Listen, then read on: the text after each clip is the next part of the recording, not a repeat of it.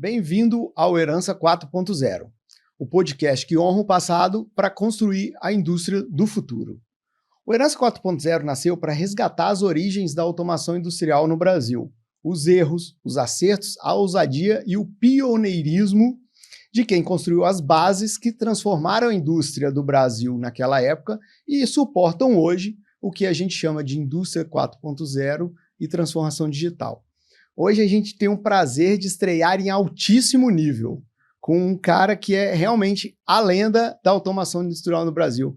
A gente tem o prazer, eu principalmente conheci ele, tenho o prazer assim grandiosíssimo de estar falando com ele, de conhecer essa história, e acredito que todo mundo vai gostar demais de ouvir tudo que o Marcelo Ribeiro, que está aqui do meu lado, tem para falar. O Marcelo, ele viveu a transição do famoso painel de relé para os controladores programáveis. Ele fez parte da comissão que foi para os Estados Unidos e trouxe o primeiro PLC para o Brasil, o Modicon 084, lá dos Estados Unidos.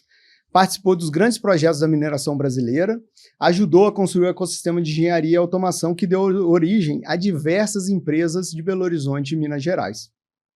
Fundou a Engeletro, que, se eu não me engano, fez 50 anos por agora.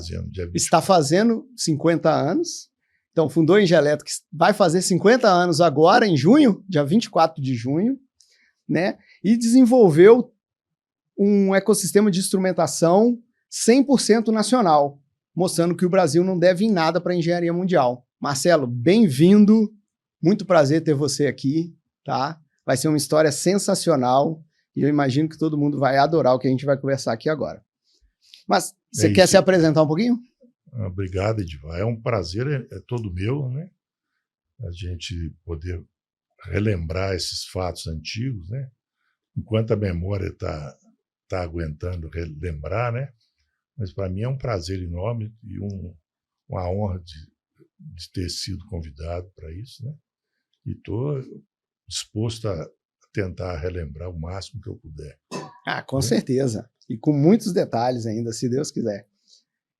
Marcelo, antes da gente falar sobre PLC, automação industrial e grandes transformações que você vivenciou nessa sua longa história aí na engenharia, eu queria voltar um pouquinho no tempo e entender o tamanho dessa revolução, né? Então, eu queria que você contasse para a gente o que era a indústria brasileira na época que você se formou, como você chegou na engenharia, por que você fez engenharia, o que você viu a partir dali na indústria brasileira, como que eram as coisas lá em 1970, por aí.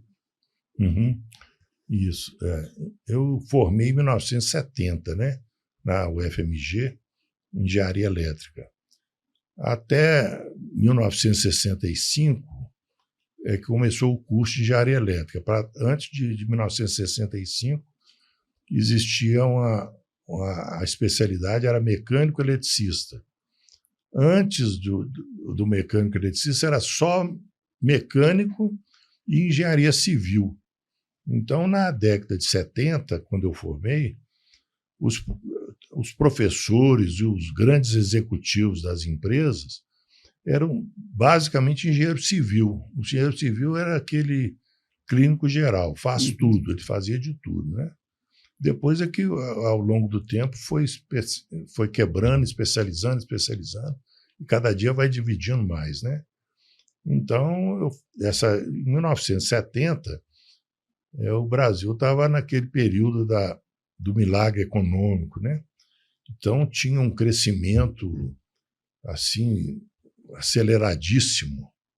E a maioria das empresas, das grandes empresas, da área de mineração, que é principalmente a área que eu atuei muito, eram todas estatais. Então, quando a gente ainda estava na escola de engenharia, a gente recebia, sem saber, né, depois que a gente fica sabendo, né, as empresas mandavam olheiros para sentar na sala de aula e ficar observando o comportamento dos alunos na sala de aula.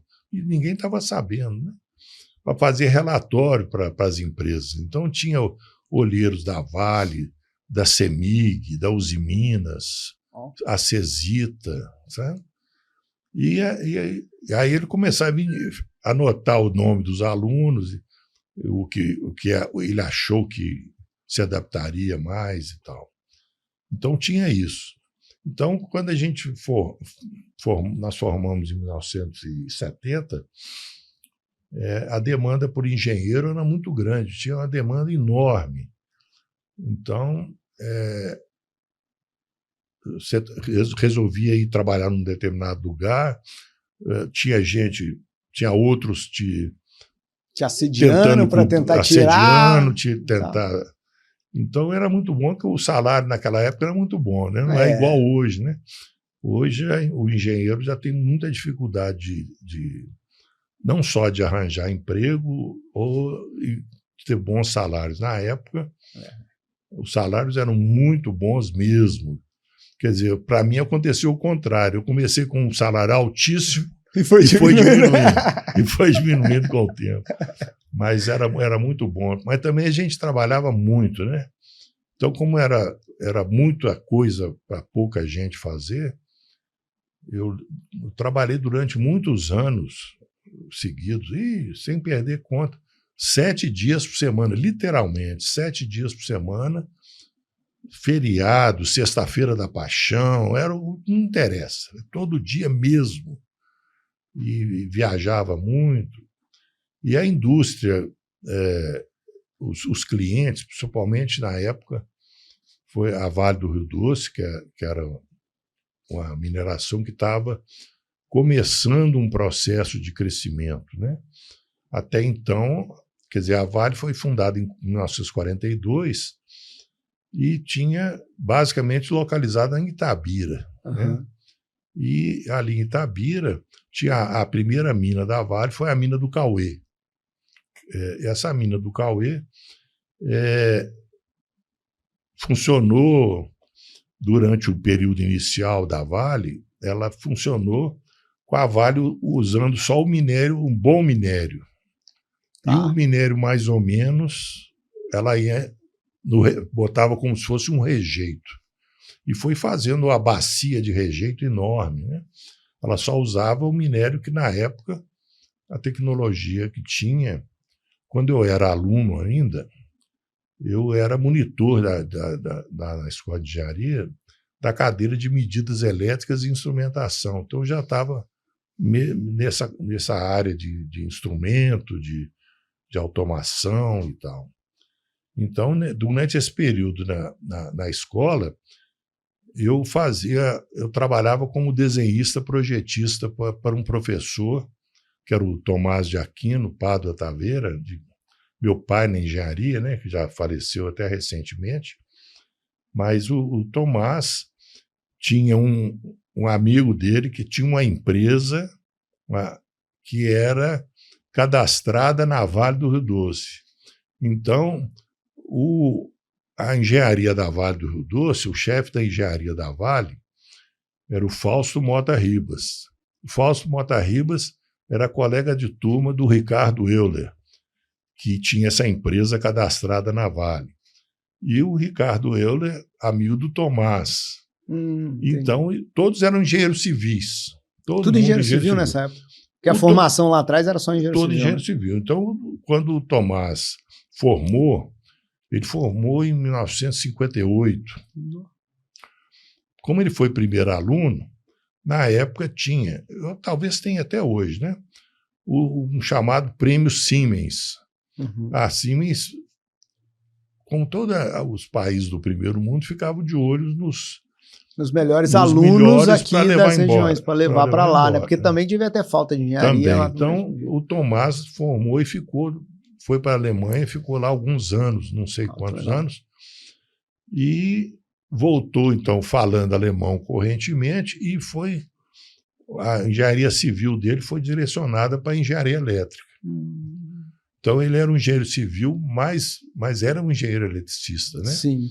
Já o Fausto e o Ricardo, ele eram engenheiros civis só.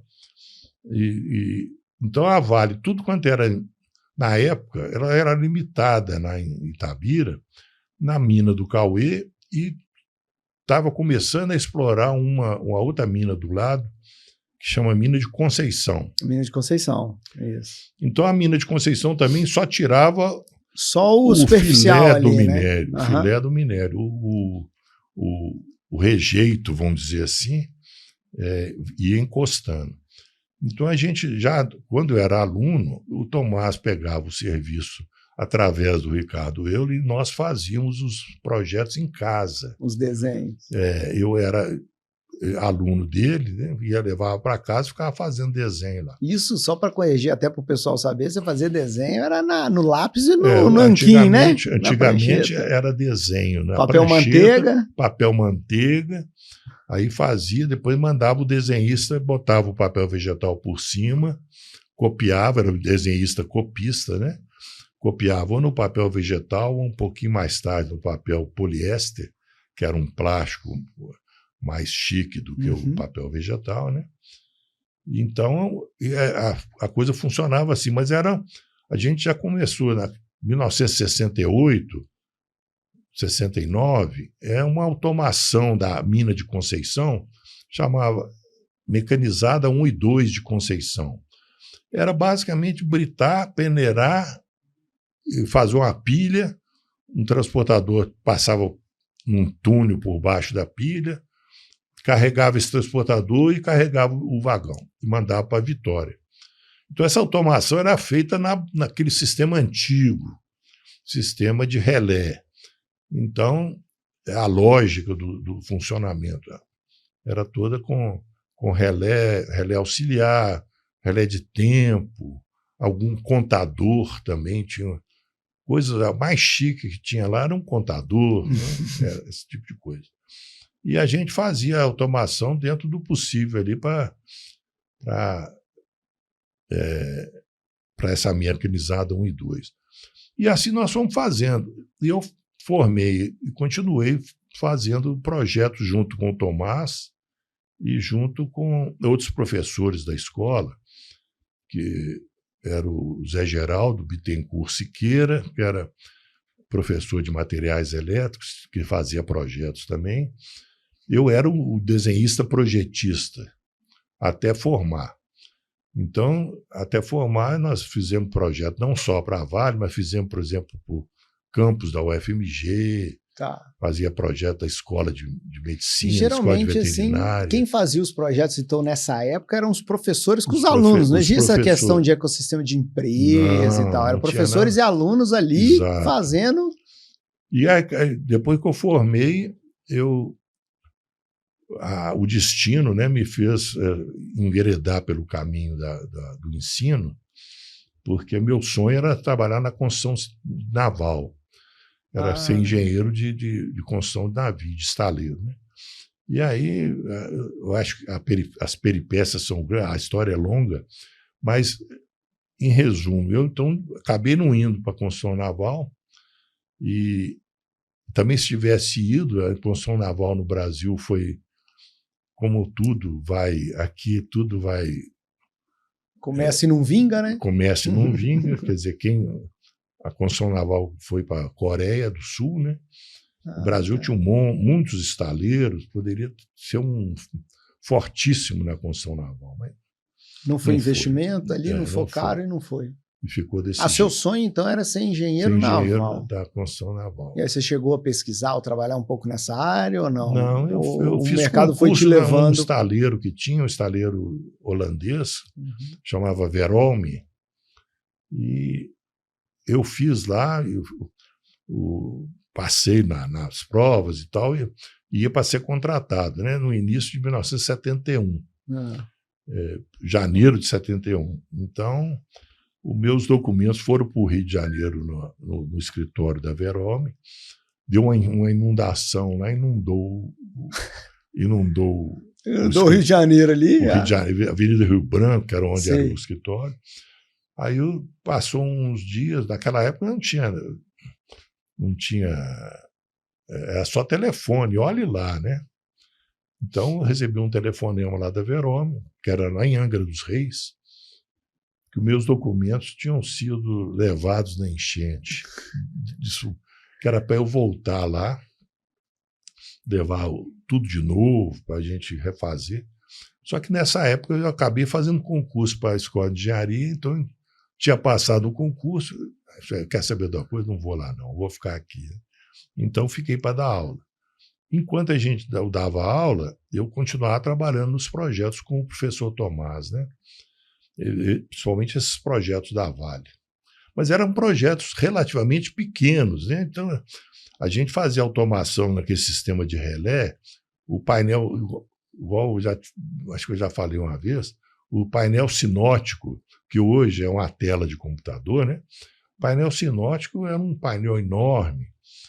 A gente fazia o desenho em escala 1:1, o desenho do fluxograma do processo, e nos lugares do motor do transportador, da chave de emergência, da chave de desalinhamento, todos os instrumentos, tudo que estava ali no transportador, furava a chapa, botava a lâmpada. Então, você imprimia o projeto de 1:1, tamanho real. Plotava em cima da chapa, plastificava o desenho. E vinha furando onde ia ficar as lâmpadazinhas do processo. Ia botando lâmpada e atrás tinha os alarmes, as sirenes e tal. E o console da mesa, aquele monte de botão, muito botão, né? Tem até uma história mais para frente, né? Que a sala de controle era tão grande, né, no caso da mina do projeto Cauê, né, que o operador andava de patins. Né? Era enorme. A mesa de comando de ponta a ponta devia ter, tipo, sem exagero, uns 80 metros. 80 metros de mesa de comando, de botão. Um salão assim, enorme. Então, aí o cara cansava de tanto andar e deram um patins para ele. Assim, não, 8 horas por dia, correndo para lá e para lá. O cara então ficava morto, fazia uma maratona, né, num dia de trabalho. É isso aí. Agora, então, não, esses projetos eram simples, né? Aí, um belo dia, eu dava aula na Federal, dava aula no IPUC, que é a católica, dava aula no Cefet, então, e fazia projeto. Caramba. Né, não tinha. Por isso você trabalhava de domingo a domingo. Não né? tinha tempo para nada. Até que um dia o Tomás chegou ele tinha um Fusquinha, daquele Fusquinha 1960, dos primeiros Fusquinhas. Fusquinhas. Então, aquele que tinha ainda as rodinha branca, desse com jeito. aqueles para-choque desenhadinho. Tem até o olhinho, né? Que fala como é que é tipo uma sobrancelha no farol ali, tem né? Isso mesmo. Era, então, nós estávamos lá na Católica e o Tomás chegou lá, falou: Marcelo, o Ricardo pegou um projeto novo para nós lá. Falei: vão lá no carro para me ajudar a pegar os desenhos.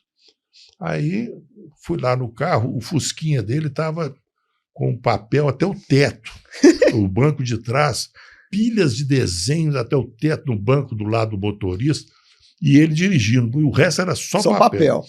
Nós pegamos aquela papelada, fizemos várias viagens, fomos para a sala dos professores, que tem uma mesa enorme, e começamos a abrir desenho. Abrir desenho para entender de que se tratava. Quer dizer, era um projeto da expansão da Vale, que até então era igual, vamos dizer, como ela começou em 1942, até a parte de indústria siderúrgica no Brasil era muito ruim. Uhum. E os perfis. Então, as correias transportadoras, as longarinas eram de madeira. Madeira de lei? Madeira de lei, peroba do campo. Peroba as do correias, campo. Que segurava as correias transportadoras era uma estrutura de madeira. Estrutura de madeira. Caraca, porque não tinha nem empresa siderúrgica no Brasil ainda para fazer. Para substituir os perfis U, perfil I, essas coisas, não tinha, né? Caramba! Então, a Vale ia dar uma super expansão. Uhum. Então, era pegar todo o tal do rejeito que eles fizeram desde 1942, que eles chamam de tabirito, né? Uhum. Que é um minério mais pobre do que o que eles usavam. O que usava em cima ali, né? Eles Os usavam primeiros muito o que eles chamam de hematita, hematita, né? o blue dust, Então é minério com 69% natural de com 60%. ferro, é quase puro, né? Uhum. Agora, esse Itabirito seria o quê? Uns 60%. Aí isso para eles era rejeito. Né? Rejeito. Aí essa usina ia ser concentração do minério. Ela ia pegar esse minério de 60%, o Itabirito, ia processar, tirar areia, principalmente tirar areia, e voltar a ter perto de 70%, que é o máximo teórico do minério de ferro, né? 70% de ferro. Uhum. Então, aqueles desenhos, e nós, afogados daquele tanto de desenho, abrindo desenho, bota um em cima do outro para entender como é que era o prédio, tinha edifícios enormes, sabe? Tudo de estrutura metálica. Que a Vale contratou uma empresa alemã chamada KHD, Klockner Humboldt Deutz, que projetou essa usina, esse sistema todo. Tá. Então, o desenho, é isso que eu ia te perguntar. Quem projetou essa usina, se a engenharia no Brasil ainda era muito escassa. Veio um projeto externo da Alemanha. Da Alemanha. Da KHD, que projetou essa expansão da Vale ali. Ela veio com toda a engenharia. A engenharia do processo e tudo, né? Só que o processo, nesse ínterim, enquanto a gente estava tentando entender o projeto. Tentando entender e tal. A Vale comprou esse negócio, esse projeto da Alemanha. A gente ia fazendo projetos para a Vale. E a Vale, naquela época, o Brasil estava naquele ritmo de crescer assim, 13%, o PIB crescia 13% ao ano. Era tudo para ontem. Tudo para ontem. Então, a Vale vendia para o Japão o minério para começar a entregar em janeiro do ano seguinte e não tinha nem a planta ainda. Estava tudo ainda no terreno. Não tinha nada. Ela já estava vendendo um negócio que ela não tinha. Né? Tinha só a área ali, né? E o projeto. Aí o que acontece?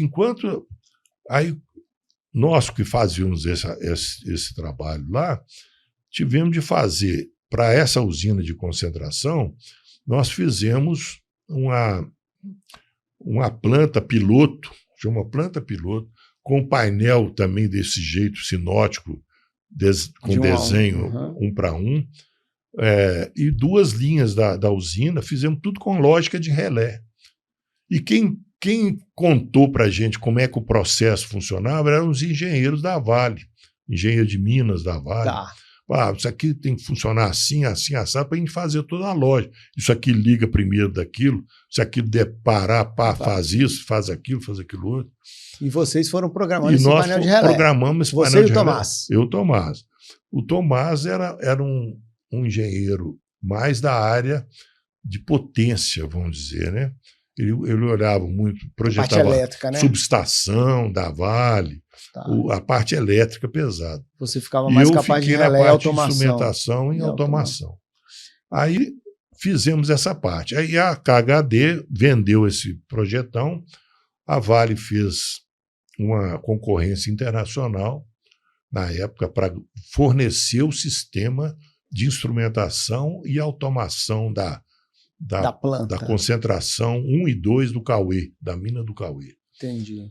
E quem ganhou foi a Foxboro. Foxboro não tinha nada no Brasil. A Foxboro só existia nos Estados Unidos. E só se comprava esses projetos fora. No Brasil não tinha, né? Não tinha nada. Como é que fazia, por exemplo? Existiam algumas empresas de engenharia, na época, vamos dizer, a Promon Engenharia, que existe até hoje, mas a Promon, na época, era muito voltada para a Petrobras, não tinha nada com a mineração. E também as lógicas que ele fazia lá na Petrobras era tudo com relé também. Não tinha outro jeito, né? Aí a Foxboro ganhou, e a Foxboro é localizada numa cidade lá no estado de Massachusetts, que chama Foxboro também. Por causa chama Foxboro por causa da cidade. A cidade, é uma cidadezinha pequena lá. Muito bem. Na hora que nós... Aí ganhou a concorrência. Ganhou a concorrência para fornecer. E nós, para fazer essa concorrência, a gente preparou também, tudo tá trabalhando assim, tipo 12, 14 horas por dia. A especificação toda foi escrita por nós, né, para poder a concorrência internacional acontecer. E, bom, ganhando a concorrência, marcou-se, agora eu quero os dados. A Foxboro eu quero agora que vocês me expliquem, eu estou cheio de dúvidas. Eles ganharam a concorrência, mas ainda tinha cheio de dúvida. Iam fornecer painéis de relé, ainda. O projeto, a especificação era para fornecimento de painéis de relé. Então, eram painéis quilométricos, né, que ia dar. Quilométricos. Aí, marcamos a primeira visita aos Estados Unidos, que foi uma comissão para juntar todo mundo na Foxboro e resolver os problemas, que era tudo para entregar para ontem, porque o minério tinha que ser embarcado. Engraçado, tudo... né? Um ponto engraçado assim que me chama a atenção, que hoje a gente vê muito, que é tudo para ontem, né? Então, muito corrido, engenharia corrida que a gente reclama. Então, naquela época, 1970, você já sofreu com essa pressão de entregar tudo para ontem também, tudo só que em painel de relé, né? Exatamente. Que é um pouquinho mais difícil do que fazer no software. E a Vale, apesar de ser uma empresa estatal na época, talvez é por causa do perfil das pessoas, né? As empresas, o importante são as pessoas, né, que estão por trás. Então, a Vale, ela foi muito... vamos dizer, audaciosa, muito... sabe? Apostou bem, né? Apostou mesmo, porque... Isso faz muitas pessoas que formavam a empresa na época, né? Era o Fausto... O Fausto Mota Ribas, que era da engenharia, e tinha uma engenharia no Rio também. Eu lembro de um nome que era o Guilherme Sarcinelli, era o chefe do Fausto, lá no Rio de Janeiro. Aí aqui em Minas só tocava o Fausto e mais quem que tocava com ele? O Fausto tinha uma equipe lá, mas eu não lembro muita gente, né? Ele que era o cara. Ele era o cara lá. E uma dúvida que eu tenho, assim, que acho que é bem legal, voltando um pouquinho assim, era só você e o Tomás para fazer aquele projeto todo. Aí chega aquele projetão lá, vocês dois somente para tocar isso tudo? Exato. Aí, então, que coragem de assumir, hein? Pois é. Aí, o Tomás, ele aceitou o Tomás era um cara muito educado. E ele, quando ele ficava nervoso e querendo xingar ou falar um palavrão, ele não falava, nunca falou. Mas ele suava, sabe? Os bigodes dele ficavam cheios de gotinhas. Falei, Tomás, estou ouvindo as gotinhas aí. Pode falar, só pode falar o que você quer, né? Solta aí que você vai morrer e explodir. Então o Tomás chegou, ele muito simplório. Olhamos, falei, ô Tomás, ô Marcelo, acho que isso aí é muita areia para o nosso caminhãozinho. O Fausto está doido. A gente não consegue fazer esse projeto, não. A gente consegue fazer um projeto, vai de noite em casa e faz, coisa pequena. Agora, esse negócio aqui é uma coisa enorme, não tem a menor ideia de quanto tempo, então é serviço para nós. Né? Aí o Tomás, então vamos levar os desenhos de volta para o carro, vamos levar lá no Fausto. No Fausto e só que eu vou fazer, o Ricardo que pegava o serviço, né? Vamos devolver, o Fausto, isso aí não é para nós, não. E nós fizemos isso. Chegou o Fausto, falou, não, negativo. A Vale, como estatal, ela não quer contratar engenheiros, montar equipe aqui para desenvolver esse projeto. Nós queremos uma empresa fora e uma empresa que seja... vai fazendo tudo que a Vale quer. E se você contratar um engenheiro que a Vale não gostar, a Vale não gosta, você demite aquele e põe outro. Tá. Se fosse funcionário da estatal... Tinha que ficar, porque tinha questão do estatal, né? Exatamente. Então, queria um negócio flexível. Incentivou a criação de uma empresa. Isso. Aí falou, ô Ricardo, monta faz uma empresa, então, para fazer esse projeto. Então tá. O Ricardo já tinha uma empresa, ele criou uma divisão de projetos, a Elba, era uma consultora, e ele criou uma divisão de projetos da Elba.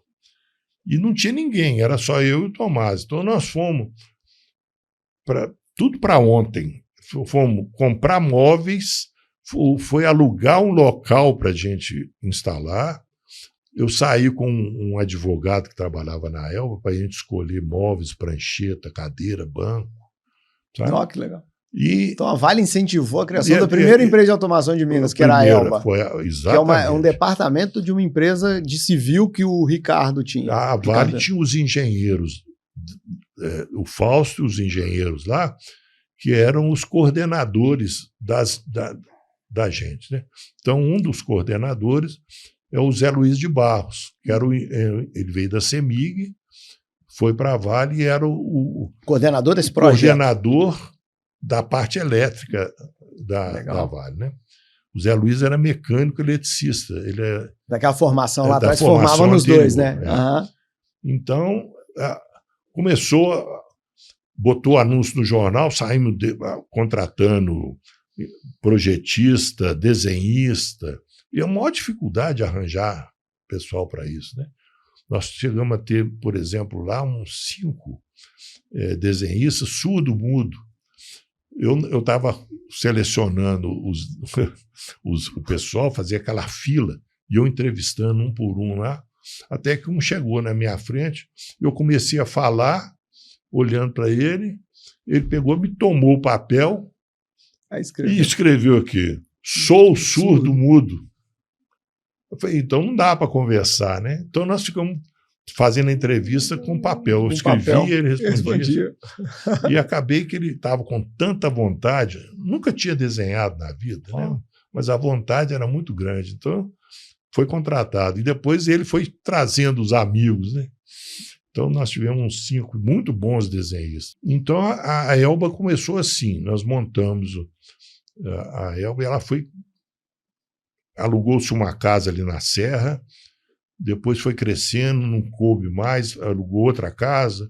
No fim, tinham as 5 casas. Caramba! Não na mesma rua, perto, sabe? Próximo ali na região da Serra. Na região da Serra. E aí nós foi dividindo em especialidades e eu fiquei com a área de automação e instrumentação. Mas tinha a área de subestação, a área de detalhamento de motor de baixa tensão, essa coisa. E era sempre a Elba elétrica e instrumentação. Elétrico, essa processo, muito se fala da Paula Bibi e tal, o professor Paula Bibi. Ele não tinha empresa de engenharia nessa época, não? Ou já era a Paula Bibi? Não, existia. Então, a Vale, para essa área de processo, ela contratou a Paula Bibi, que era uma empresa de prestação de serviço que tinha em São Paulo.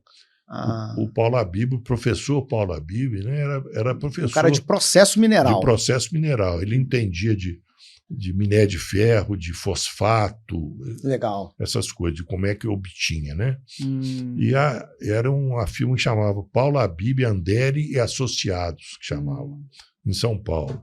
Ele era a empresa da Vale de processo. E vocês eram a empresa de elétrica e automação, instrumentação. Nem tinha automação, né? Elétrica e instrumentação se falava naquela época. Né? Então, a Elba foi crescendo desse jeito, né? Bom, aí nós fizemos esse projeto. Isso tudo a Elba cresceu por esse projeto da Vale. O projeto da Mina do Cauê. Mina do Cauê, concentração 1 e 2 de Cauê. Esse projeto montou a Elba e cresceu essas casas todas em cima desse projeto. Exatamente. E aí você foi para os Estados Unidos, Foxboro. Antes de ir para os Estados Unidos, nós fizemos um projeto, a planta piloto, né? Que era uma miniatura do que seria, mas fizemos para ver. Então, juntou Paula Bibi com os engenheiros da Vale e começou a ter conflito de processo entre o Paula Bibi com a tecnologia dele e o alemão com a tecnologia do alemão, que diz a empresa alemã que era de uma mineração de ferro na África, que eu nem sei onde é que é. Sabe? No fim, venceu a Paula Bibi com a Vale. Com a Vale, com os engenheiros de Minas da Vale. Então, nós temos uma planta piloto desse jeito, em conflito com o que o alemão projetou. Bom, aí foi feita essa especificação para a concorrência internacional, foi ganho. ganha pela Foxboro. Então, nós fomos uma comissão da Vale. Foi nós da Elba, foi eu, na realidade, o Zé Luiz, que era o coordenador, foi um engenheiro da empreiteira que estava tocando a obra da construção da planta do Cauê, que tinha prédios e etc. Lá. A empresa, me fugiu o nome dela agora. Isso comprava tudo internacional, painel, isso, não tinha nada. No Brasil não tinha nada fornecendo. Só para você ter uma ideia, desde antes de eu formar e depois de formado, fazendo esses projetos com o relé, além de os contadores, os relés, era tudo importado. E não existia fabricante de painel. Simplesmente não tinha. Aqui, o que aconteceu? Nós precisávamos fazer um painel elétrico e não tinha quem. Nós começamos a fazer painel com empresas que faziam arquivo, aqueles arquivos antigos que você de puxava. 4 gavetas, esses arquivos de aço, Uhum. Eram fabricantes disso, armário de aço. Então, dali, quer dizer, era uma pequena metalúrgica, tinha chapa, cortava, dobrava e soldava. Então, é ali que vai sair o painel, então. Os painéis, então, eram os painéis elétricos. A gente desenhava o painel em escala, mostrando contator por contator, as canaletas, tudo detalhadinho, como se fosse uma fotografia feita em desenho, para poder o cara que era fabricante de arquivo não tinha a menor ideia. Então, a gente ainda fazia isso. A gente, além de projetar o negócio, ainda ia periodicamente na fábrica do sujeito, orientando a montagem.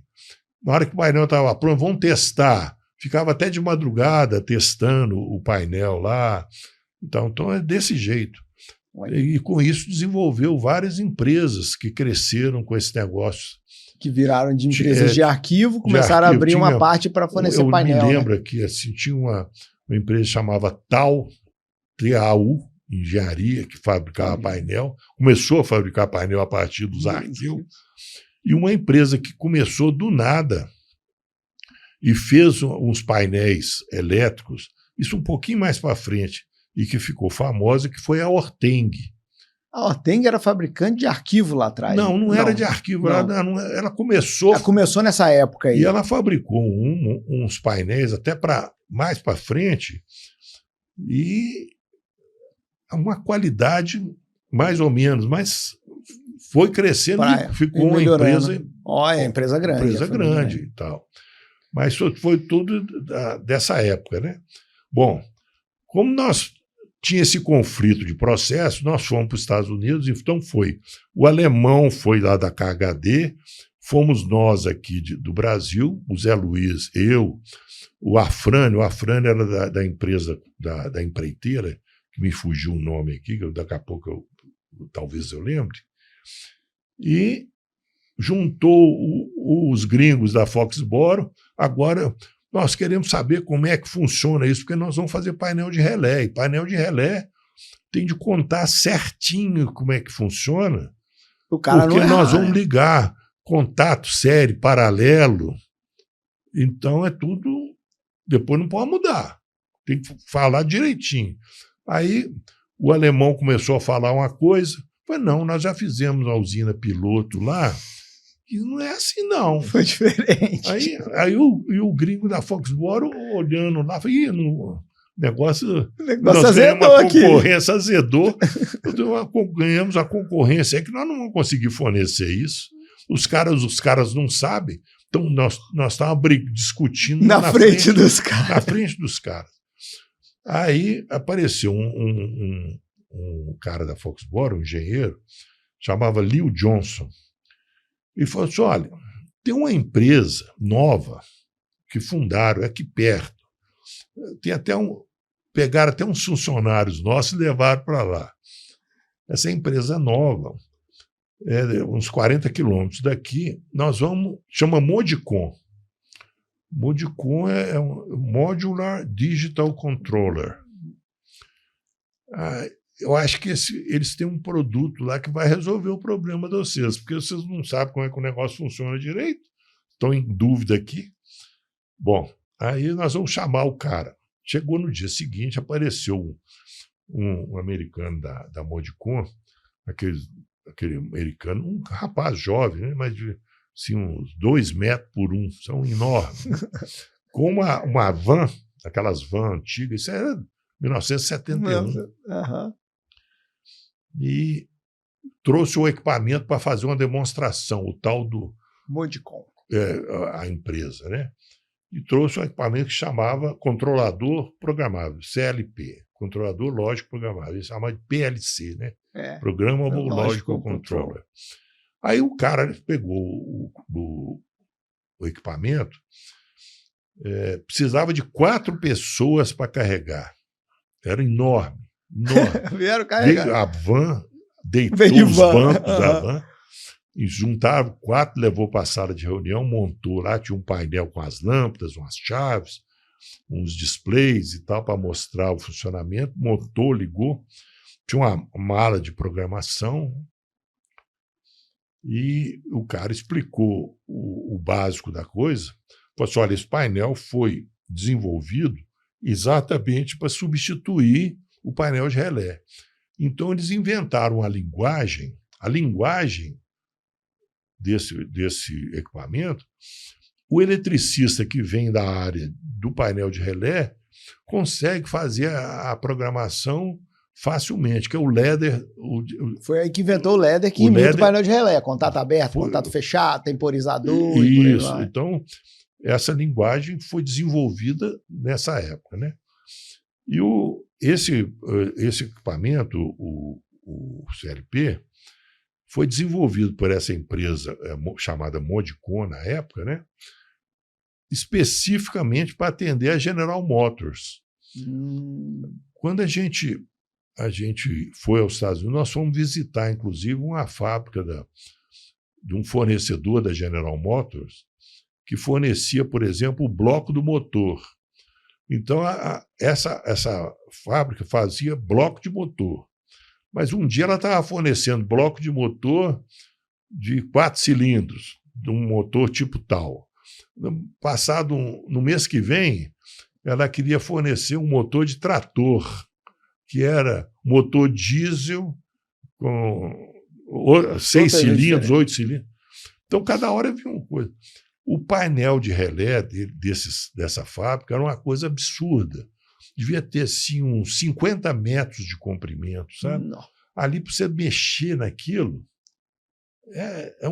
aquele ninho de guacho, né? É famoso. Não dá para saber nem como é que aquilo Então, acontece. A GM encomendou a Modicon, falou assim, vocês projetam um equipamento que vai servir para a gente poder substituir esses painéis de relé. Então, veio com essa linguagem próxima do eletricista. E aí, o número 084, Modicon 084, porque foi um contrato que foi assinado pela empresa Modicon com a GM, e o cara carimbou lá no contrato. Contrato 084. 084. Aí virou Modicon 084. Modicon 084. Famoso Modicon 084. Era um equipamento desenvolvido em 1969. Não tinha o circuito integrado, estava começando o circuito integrado. Então, não existia processador, nada disso, sabe? As portas lógicas eram integradas. Então, o equipamento tinha a CPU do equipamento, ela tinha 17 placas de circuito impresso enormes para fazer esse trabalho. A memória, que na época também não tinha, não existia, o que hoje em dia tem memória é coisa que não é problema, né? Não é problema. Mas na época, uma dessas placas era a memória. Era uma placa talvez de uns 20 por 20 centímetros. O máximo que cabia ali era 4K 4K, numa placa de 20 por 20. 4K era o fino do fino, era o máximo. Hoje nem o arquivo texto tem vê se pode, né? Então, era a memória de núcleo de ferrite, que você olhava a memória montada nessa placa, ela parecia como se fosse um pano. Uhum. Era um tecido, a olho nu parecia um pedaço de pano ali, sabe? Na hora que você botava na lente, uma lente, é que você via pequenos toroides, que era o bit, era um toroide, como se fosse um pneuzinho minúsculo, na lente que você conseguia Só na ver. lupa que você conseguia ver. E dentro desse toroide passavam 3 fios fininhos, tipo um cabo isolado, como se fosse um fio de cabelo, sabe? Isso era montado lá em Singapura. Para montar, tinha as meninas montavam, mulheres, né? Com a super lente. Ela fazia. Ficava montando. Era uma costureira que fazia tipo na mão pela lente, assim, fazia a memória. Ficava passando o fio. Você imagina como é que o negócio trabalheira, era. hein? Uma trabalheira danada. E era um equipamento realmente rudimentar. Essa memória, a leitura, além de ser muito lenta, porque o controlador programável ele vai executar o programa, ele começa a executar o programa e fica executando aquele programa único só, né? E a leitura da memória, além de ser uma leitura lenta, ela é perigosamente, operacionalmente perigosa, vamos dizer. Por quê? Porque ela é uma leitura destrutiva. Você tem uma palavra de 8 bits, você, para ler o que está naquela palavra, você destrói a palavra. Você bota tudo zero. Manda virar tudo zero. Quem já está zero fica no zero, quem estava no 1 vai para o zero. E o 1 e o 0 é a magnetização desse toroide. Então, quando você manda destruir, ela estava zero.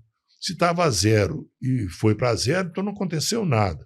Agora, se estava 1 e foi para zero, ela induz um pulso no cabo que está passando ali dentro. Aquilo vai num circuito que grava o que estava, o que tinha antes. Você destrói, mas copia como estava. Aí, depois que você viu como que estava, você vai e refaz a leitura, repõe a palavra, vai para a próxima. E fica assim. Então, esse equipamento precisava de 4 pessoas, porque a fonte de alimentação era uma fonte enorme. Porque, na hora que faltava essa energia, ele estava no meio de um processo de leitura. Então, ele tinha de acabar o ciclo. Ele não podia parar o processo porque assim ele no meio. estragou. Aí você não sabia mais nada. Se aí na hora que meio. voltasse, o programa ficou doido. Então tinha uma fonte grande para poder armazenar um pouco de energia para segurar. E avisava no processamento para mandar parar. Mas tem que completar o ciclo. O ciclo.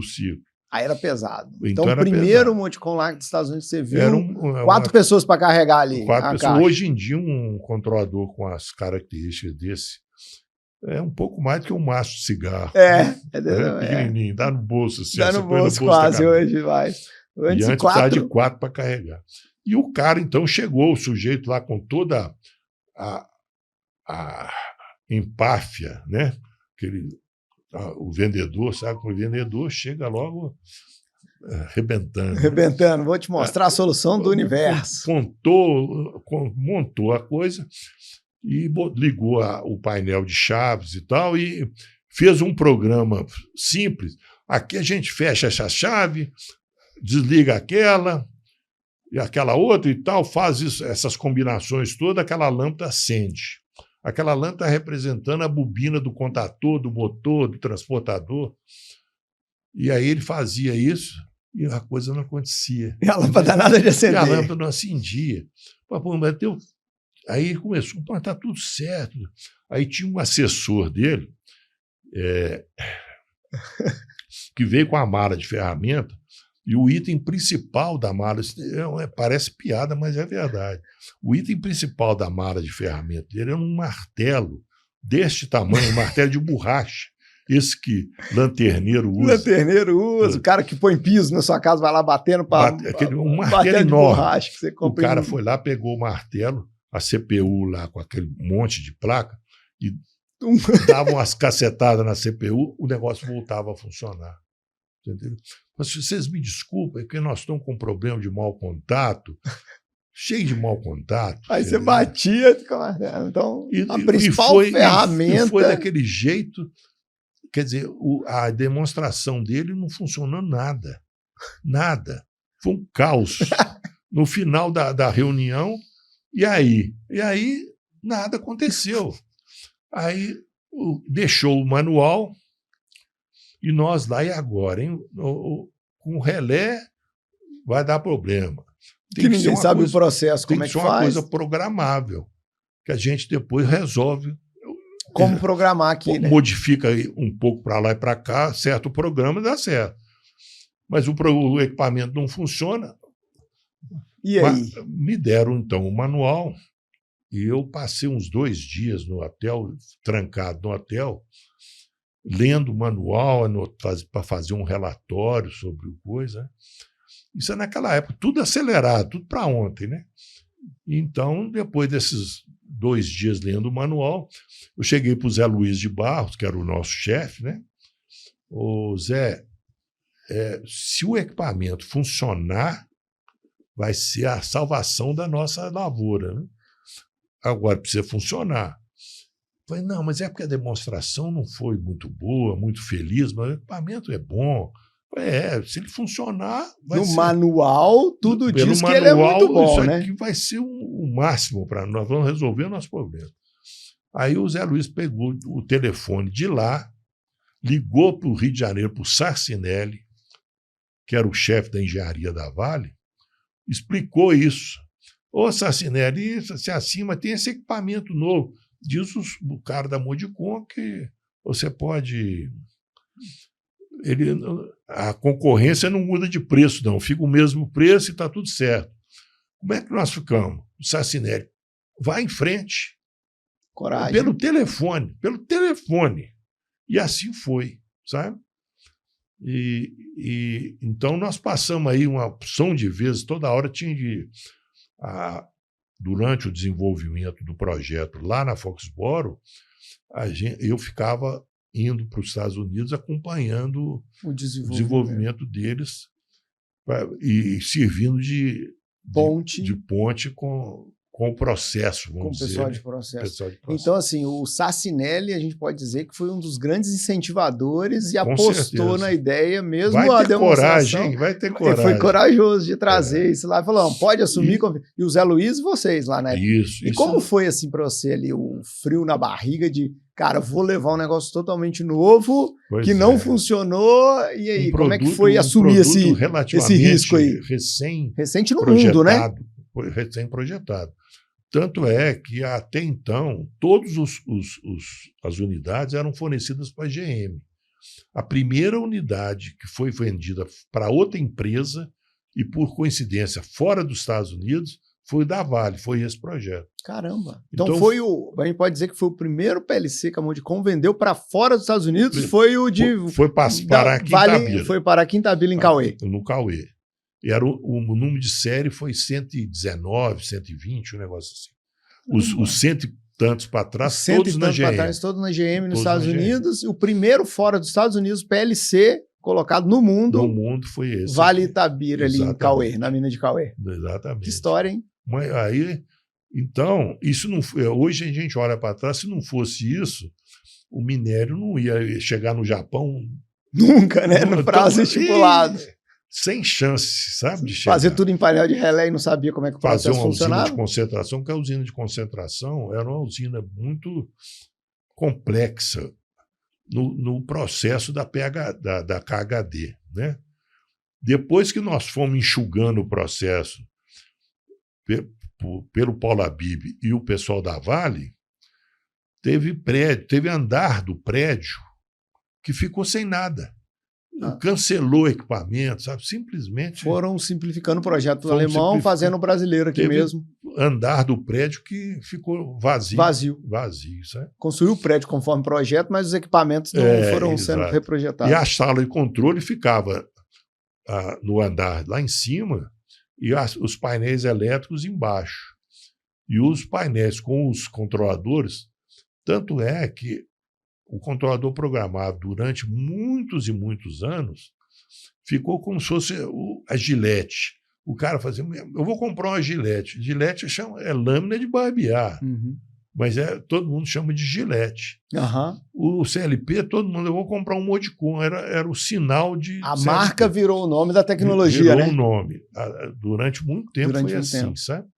Então, veio o controlador e colocou em funcionamento e tal, e aquela correria, e a coisa andou. E né? vocês conseguiram programar e fazer funcionar aqui, Fazer mesmo funcionar. o teste dando errado lá. E mesmo assim, ele deu muito problema, esse negócio de mau contato. Entendi. Ele dava muito ainda, né?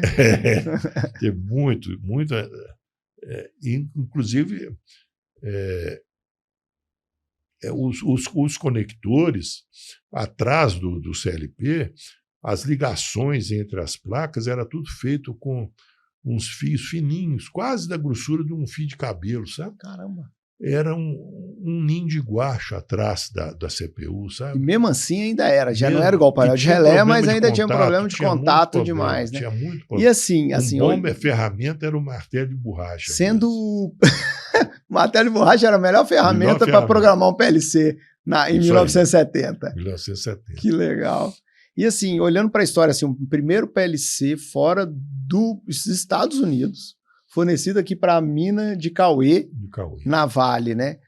Você acha assim, a gente pode dizer que esse projeto da Vale ajudou a plantar a semente do PLC e evoluir o que a gente chamaria de automação no Brasil? E qual foi a sensação que você tem de ter feito parte dessa história?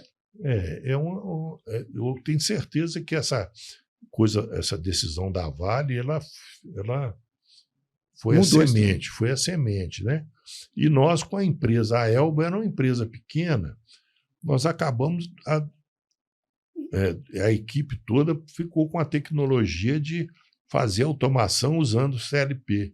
Era a única empresa no Brasil que fazia isso. Caramba. Então, a gente matava de inveja as grandes empresas de engenharia na época, né, que não sabiam, né, não tinha equipe para fazer. Tem uma firmazinha lá em Belo Horizonte que faz. Que faz isso tudo. Que faz. Então a Vale, além de incentivar lá atrás a formação de uma empresa, ela também foi a que tomou o risco ali de trazer uma tecnologia que virou... a Vale sempre teve essa veia inovadora, essa inovação, veia, de puxar a tecnologia para frente. Tanto é que você, dando um saltão para hoje, a mina de Conceição, a tal mina de Conceição, a mina de Conceição hoje eles implantaram, foi anunciado ali, inteligência artificial. Aumentou a produtividade em 25%. Eu vi essa notícia, saiu agora. A Vale, a gente participou desse projeto, a Vale implantou agora naquela época o painel de relé. Né? Então, do painel de relé, a nova inovação agora, exatamente. E inteligência artificial também em Itabira, na mina de Conceição. Itabira é um marco mesmo. Impressionante. Né? Impressionante mesmo. Ó, que legal. Muito bom. E depois desses muitos projetos assim de automação grandiosos, que eu imagino que não deve ter ficado só nesse da Vale de Cauê, né? Possivelmente vocês devem ter feito outros muitos, com o Modicon, que antes que nem falava PLC, né? Fazia só com o Modicons da vida, né? Você tomou uma decisão que muita gente na época podia questionar ali, né? Deixar muitas vezes essa carreira consolidada de engenharia elétrica e automação, e você topou arriscar de novo, né? E aí você teve aquela decisão ali que você foi fazendo automação e teve um marco nessa história que você falou, eu acho que eu consigo fazer esses hardwares, não só de PLC e tudo mais, mas instrumentação que o pessoal traz de fora aqui no Brasil. Eu tinha muito incomodava muito, porque não tinha nada, né, na época. O painel veio pronto dos Estados Unidos, o painel de chapa, coisa que podia ser feita aqui, né? A gente via, até estrutura metálica veio importado naquela época, né? Uma parte de estrutura metálica. A estrutura metálica vinha fora, porque não tinha empresa de cirurgia suficiente para fornecer isso aqui no Brasil. Então, Em 77 que eu saí, né? Eu montei a empresa e saí em 77. Eu montei a Engie Eletro para fazer uma coisa que, na época, tinha o milagre econômico, já tinha passado, vamos dizer, tá. Mas tinha uma quantidade enorme de empresas que estavam funcionando com equipamento importado. Então, tudo era importado. Então, você monta uma estrutura com coisa importada altamente complexa e você vai precisar, preciso de um sobressalente, uma placa de circuito impresso queimou aqui. Esse equipamento aí está descontinuado, você agora tem que comprar tudo. Porque isso, não podemos parar aqui, não é assim não, né? Então... E o que te motivou assim, criar? Vou sair e vou montar a Engie Eletro. O que você acredita que foi eu acreditava, aquele negócio que igual eu já sempre falo isso, eu fiz o meu segundo grau de ginásio científico em colégio militar. Então tem uma expressão militar que os caras falam, diz que o mundo avança devido à calma da ignorância. A calma da ignorância. Você acha que dá conta, né? Você não tem a menor ideia do que está te esperando. Mas você vai na calma da ignorância. Você está na beira do precipício. Mas você não está vendo nada, eu vou andando. Está achando que está numa boa. Então, essa calma da ignorância é que faz a gente acha que vai dar conta, né? E a gente, aquela ilusão poética, né? Não, que eu vou conseguir bolar um monte de coisa interessante, fabricar. Na hora que você monta a empresa, já não é bem assim, né? Tem o lado... Tem toda uma dificuldade de gestão. E tudo. Exatamente. Então, você acha assim, a licença poética da calma da ignorância... Da calma da ignorância. Foi então, o que você fez tomar muita decisão aí na sua carreira. Até a manutenção dos modicons a gente fazia. É? A Engie Eletro começou... O endereço primeiro da Engie Eletro foi na minha casa. E ela funcionava num quarto da empregada. Você entendeu? A gente não tinha empregada, tinha um quarto da empregada e um banheiro. Era lá que o laboratório funcionava. Era um quarto maiorzinho. E a Vale mandava parte do Modicon para eu consertar. Eu consertava lá nesse quadro da empregada. Você fazia aqui no Brasil as manutenções das placas do Modicon. Às vezes vinha um carro de Itabira, o cara ficava parado na porta lá de casa. Esperando arrumar a placa. Correndo para resolver lá, entendeu? Então, a ideia de montar a Engie Eletro foi exatamente de fazer, no início, a gente fazia a nacionalização de equipamentos. Chamava nacionalizar. Você tinha que reprojetar o equipamento para fazer o mesmo trabalho, porém o circuito na placa é diferente, com os recursos que a gente tinha. Isso numa época de 1976, 77. Exatamente. E o mercado brasileiro era todo fechado, né? Todo fechado. Para a importação e tudo mais. Teve essa época acho que é a lei da informática. Logo depois nós vamos até falar sobre isso. Então, esse negócio de projetar, como o Brasil importava tudo, a gente tinha que engolir do jeito que o gringo mandasse. Entendi. Então, por exemplo, se você comprasse um equipamento alemão, o manual vinha em alemão. Eu chegava para o alemão e fazia, meu amigo, não dá para você mandar em inglês? Inglês, pelo menos, né? Em português, a gente não tinha nem coragem de pedir, né? O cara mandava um manual em alemão e eu sei que se vire.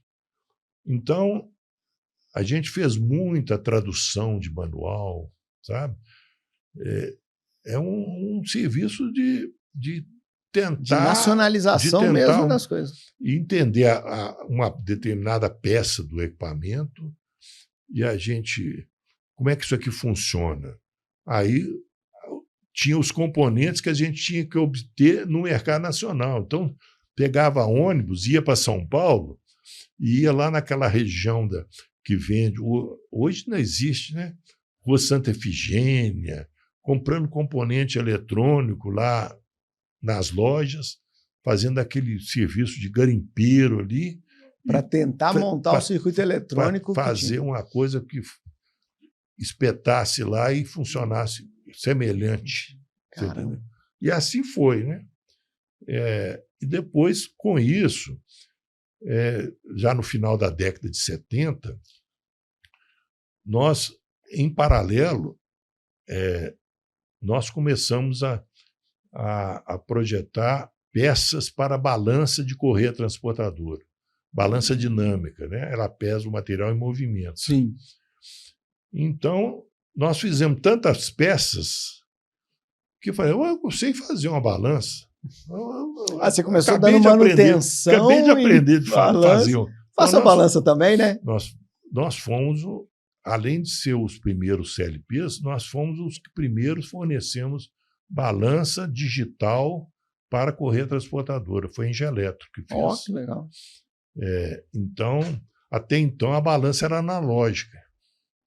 Toda analógica. Então, os detalhes aqui não vamos falar sobre isso, mas a balança analógica é um negócio complicadíssimo. A fonte de alimentação era uma coisa altamente sofisticada, porque não podia variar nada, sabe? Depois, na hora que botou digital, acabou essa coisa toda, sabe? E nós fabricamos esses balanças até hoje. Então, hoje é o grande carro-chefe da Engeletro, sempre foi as balanças hoje ali, né? Então, entrou a lei da informática, em 1979. No final da década de 70 que entra a lei de informática, né? Aí tem aquela história, nós fazíamos projetos, o CLP vinha importado, a gente fazia o software, fazia os painéis, fazia tudo, forneceu para muitos projetos de alumínio, sabe?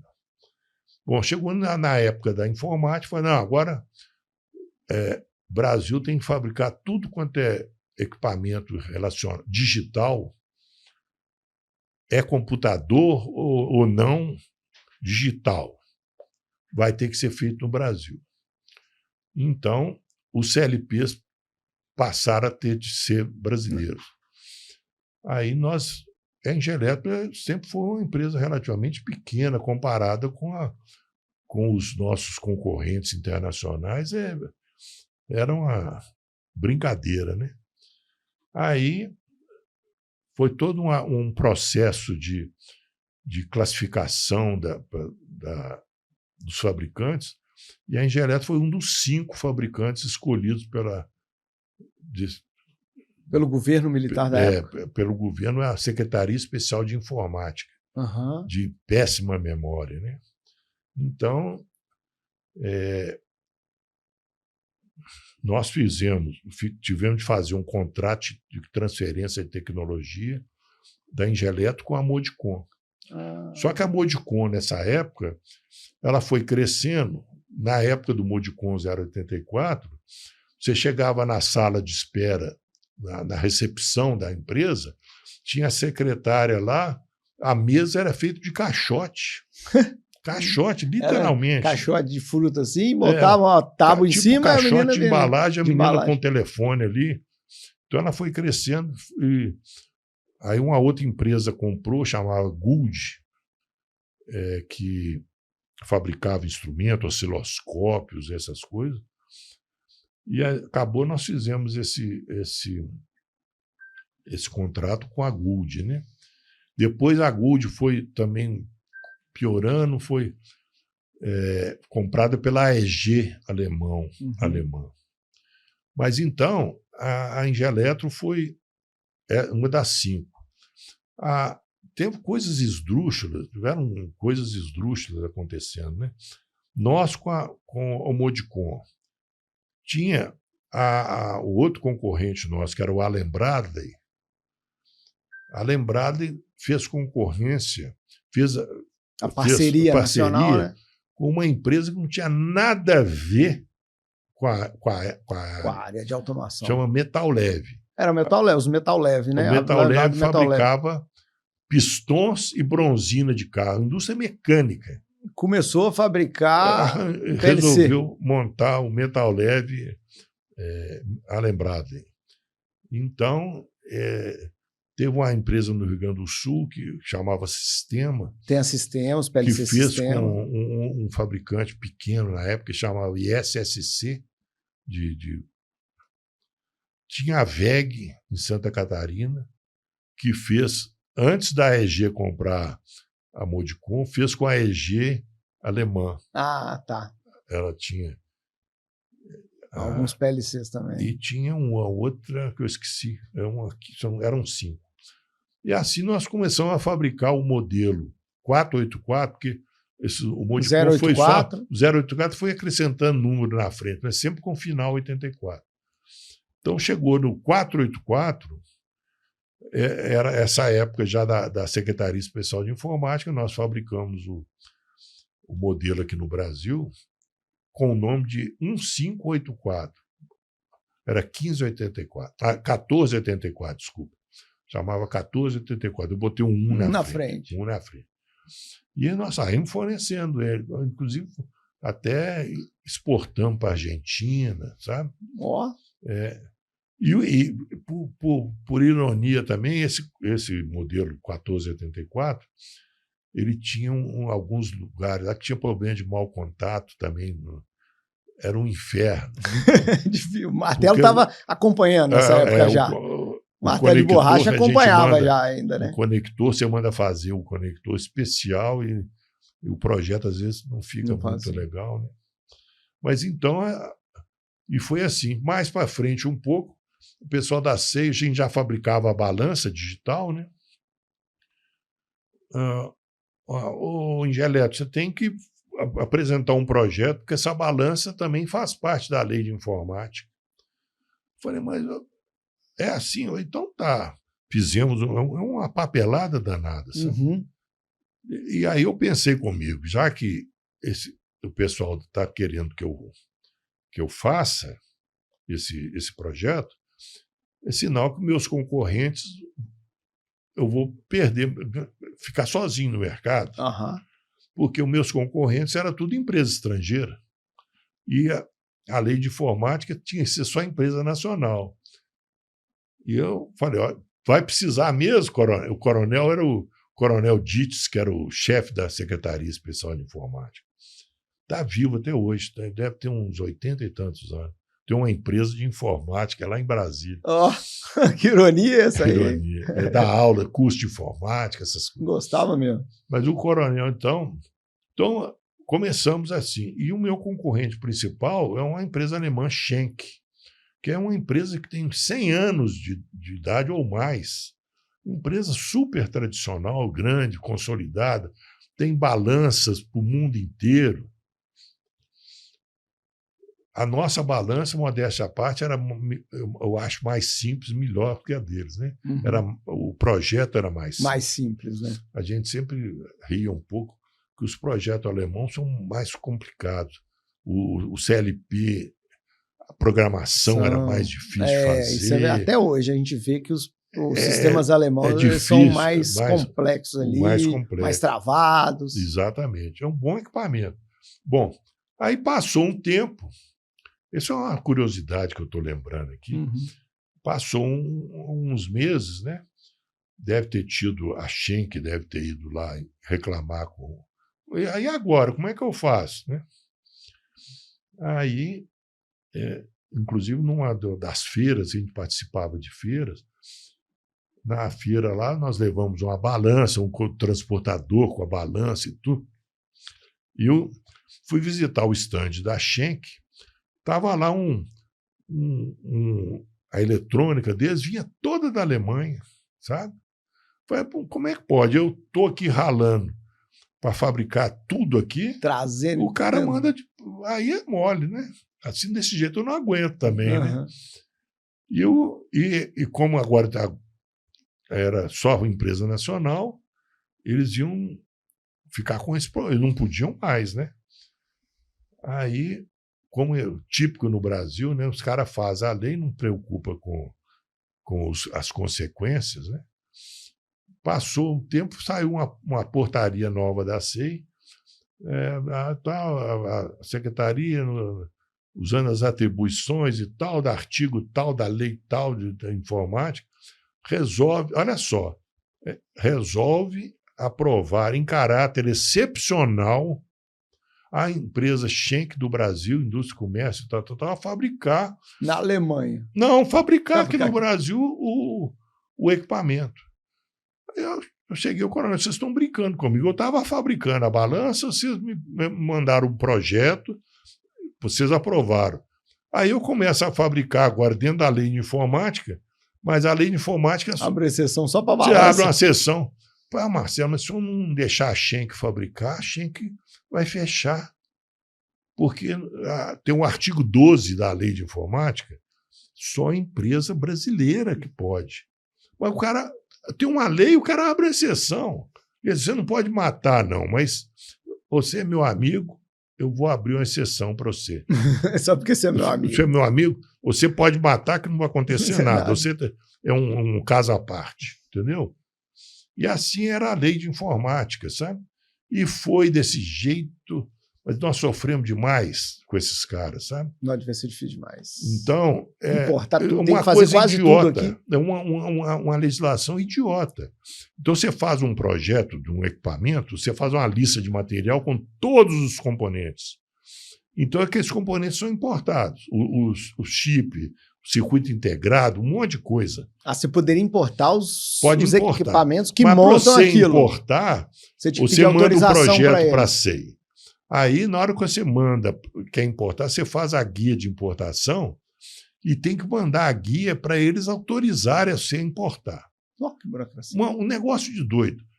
Acontecia de tudo. Você pega ganha uma concorrência para fornecer as balanças em 60 dias. Só para provar isso aí. É 6 meses. Não é inviável. Porque chegava lá com o burocrata lá em Brasília e ficava conferindo. Esse chip está no projeto? Tá, então está conferindo item por item da guia para ver se estava no projeto. Se não tivesse, voltava tudo para trás. Você tinha de revisar. Já voltou guia porque o americano usa vírgula no lugar do ponto e ponto no lugar da vírgula. Nós batemos a guia botando no sistema brasileiro, mas era em dólar. Voltou para trocar tudo porque estava ao contrário. Caramba! Era desse jeito. Sofrível. Então, o que aconteceu? Numa das feiras que nós estamos lá pelejando, isso aqui é uma curiosidade, né? Apareceu um engenheiro que trabalhava comigo, falou assim, você estava fora aqui, apareceu um sujeito aqui te procurando, quer falar com você, lá de Brasília. Aí eu então, procurei o sujeito lá, falei assim, olha, eu tenho uma empresa lá em Brasília que a gente resolve. Você não precisa ir a Brasília para resolver essa burocracia com a secretaria. Nós fazemos esse papel para você. Fala, então tá. Como é que é? Você pega a guia de importação, em vez de você mandar direto para a Secretaria Especial de Informática, você manda para nós e nós fazemos o serviço de despachante. Vamos lá, voltamos, fazemos tudo. E você não precisa vir aqui a Brasília. E nós queremos 5% do valor da guia. Pois, nossa, 5% nessas alturas, isso era nada, não é nada. Para tirar essa burocracia toda das suas então, costas? Então, vamos experimentar, sim, vamos fazer. Aí eu fui lá assinar um contrato, né? Cheguei em Brasília, os caras foram me receber no aeroporto com um motorista de chapéu, de boné, sabe? Desse nível, com um chofer lá. Chofer, um carro preto, aqueles Opala preto. Eu fui para a sala de reunião, uma mesa de reunião quilométrica, sabe?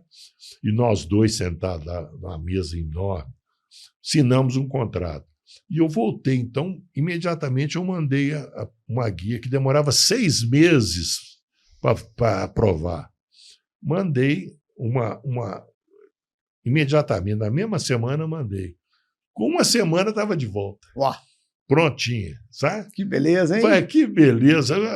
Só que estava já no fim da secretaria, lá para 94, mais ou menos, ela acabou, né? Sempre quando o Estado põe uma lei dessa aí, sempre abre espaço para os amigos fazerem um serviço de... mas você não acredita que confusão. Burocracia. Então, você não conseguia pegar ganhar prazo.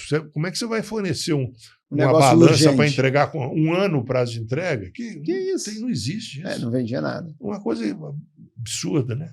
Legal, Marcelo, muito bom. Vamos caminhando aqui para o final, que história maravilhosa, muito acho bacana. Que eu estou me excedendo aqui. Nada, tá ótimo. Tá aqui, dá para ficar umas 3 horas aqui, mas a gente vai caminhando aqui para o final. Tem muito assunto ainda, mas vamos... Mas foi bem legal, assim, como você resume todo esse legado, né? Você foi o cara da faculdade que trouxe, queria ser engenheiro naval, mas virou engenheiro eletricista, e no final, automação. Quer dizer, no final, porque eu estava no lugar... No lugar certo, na hora certa. E foi o cara, não tinha nada então, especial, não. Que participou da comissão que trouxe o primeiro Modcom, primeiro PLC fora dos Estados Unidos, no Brasil. E foi no Brasil primeiro, né? Fora dos Estados Unidos. Fora dos Estados Unidos, veio parar em Itabira. E assim, caminhando para o encerramento, eu queria fazer uma pergunta para você que resume um pouco o nosso podcast e a Herança 4.0. Quando você olha para toda essa evolução da automação, os fundamentos lá atrás que construíram tudo isso e sustentam a indústria hoje, qual é a herança do passado que deixa esse legado para o futuro aí, que você pensa? Olha, esse desenvolvimento ele foi gerando muitas empresas de engenharia, isso foi multiplicando. Então, hoje, por exemplo, ninguém vai... Hoje não, já há muito tempo, ninguém vai ficar comprando automação fora do Brasil. Não precisa, né? Então, isso criou uma base que hoje é uma base muito grande, né? Realmente. Muito grande. E transformou Minas Gerais aqui em Belo Horizonte como celeiro de automação do Brasil, Brasil, né? Automação. As principais empresas, puxado uma das na mineração e a Vale por trás disso. Incentivando tudo isso. A Vale incentivou isso. Foi um negócio muito interessante. É muito das pessoas que estão lá, né? Estavam lá. As pessoas acreditaram em pessoas boas. Então, funcionou muito. Cara, que bom, hein? Bom demais, Marcelão. Valeu demais, viu? O Herança 4.0 existe justamente para isso, pessoal. Resgatar histórias como essas do Marcelo Ribeiro, uma lenda da automação. Histórias de pessoas que ajudaram a construir a indústria que temos hoje, que deixaram um legado que continua vivo no coração das empresas hoje do ecossistema de automação industrial de Belo Horizonte, de Minas Gerais e do Brasil. Na tecnologia e principalmente nas pessoas que vieram depois, onde o Marcelo é um dos pioneiros de toda essa história. E esse é o olhar para o legado que a gente queria encerrar a nossa conversa. Agradecer imensamente a participação do Marcelo aqui, realmente muito inspirador ver isso tudo. Eu, que sou engenheiro de automação de formação, já como engenheiro de automação, né, já quebrado em mais níveis ali de automação, não só elétrica e automação. Marcelo, agradeço demais a sua contribuição, não só aqui com a gente, mas nos alicerces da engenharia de automação. E como todo engenheiro de automação, a gente queria te agradecer mesmo por você ser o pioneiro que trouxe isso e hoje incentiva tantas empresas a transformar a indústria do futuro. Muito obrigado. Eu que agradeço todos. Também fico orgulhoso de ter tido a sorte de ter participado, né?